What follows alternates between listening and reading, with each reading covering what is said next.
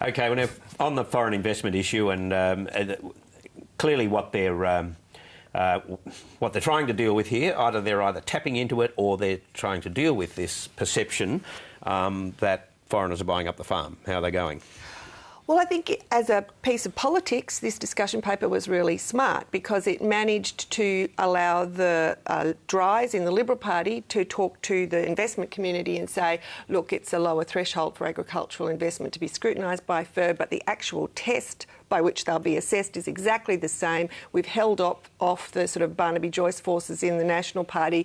Don't worry, it's sort of window dressing. But it gives the National Party something to go to the bush with and say, look, there'll be much tougher scrutiny. What it doesn't do is what it claims to do, and that is send an unambiguous signal about foreign investment, because it's actually very ambiguous. Yeah, have a listen to what Julie Bishop had to say, and I think that that does fit that analysis. Here she is.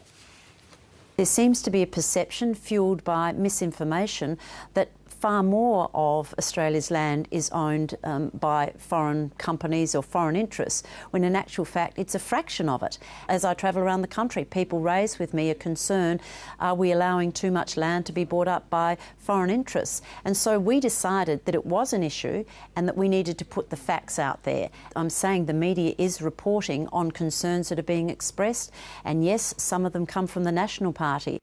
So she's quite clear there about misconceptions, but nevertheless they're changing and she's quite clear that some of the misconceptions are being fuelled and put forward by the National Party, who are party to the policy which is apparently designed to deal with the misconceptions. So that's it all seems kind of really, flaky, really. I mean, we're responding in this very sincere and major way to something that is not a reality in the first place. Yeah, and I mean, sorry, Warren Truss was sort of front and centre on that in your interview with him this morning, Barry. You know, he mentioned China twice in that interview, while at the same time saying there's actually not a problem with China buying up the farm.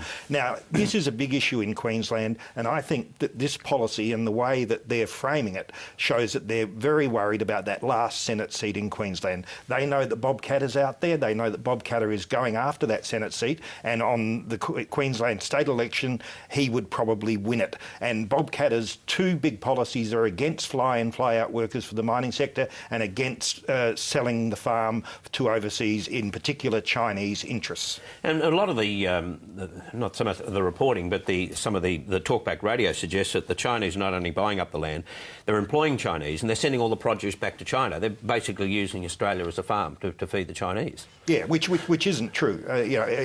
Now, China is very interested in buying food from around the world, and Australia included, because the obvious in China is that their population is not sustainable in terms of feeding itself.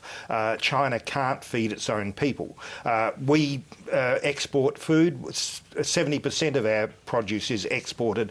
The Chinese, when Craig Emerson was in Beijing a month or so ago, they talked to him at length about Northern Australia, about getting Chinese investment into Northern Australia and creating a food bowl in Northern Australia. And just as our mining industry and the mining boom is in large part fuelled by foreign investment, the next, the food boom is going to be fuelled by foreign investment, and I think a lot of the money will come from China. So there is an issue that's down the track, but at the moment I think this is short-term politics. It's not at all clear how this policy makes any difference to that. I mean, Tony Abbott goes on the same talkback radio and says there will be much tougher scrutiny of foreign investment. But this doesn't change the actual test. But more information, though, more information will be a good thing, and that might... Yeah, well, there's nothing but that doesn't mean that the outcomes are different just because there's more information and just because more things are looked at by FIRB. If the test that FIRB's using is exactly the same, then presumably the decisions will be the same too.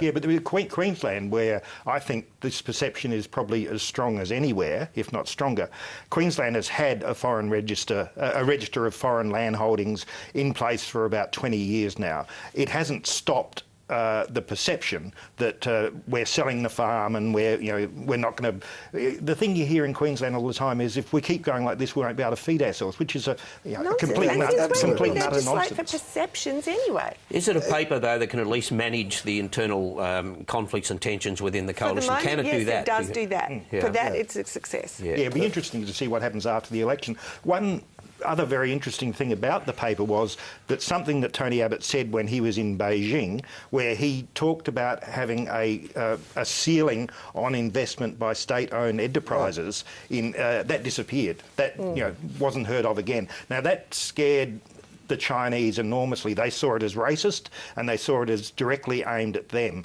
They didn't like it. I presume that Tony Abbott got that message pretty loudly, and that's why we didn't see that policy once he flew back to Australia. Well, it was a dreadfully xenophobic thing to say. And the whole idea of state investment, I mean, most of the countries, well, a lot of significant countries in the world now have big sovereign wealth funds. It sounded like, you're either singling out the Chinese or you don't want any sovereign wealth fund anywhere in the world investing in you, which is not a good look.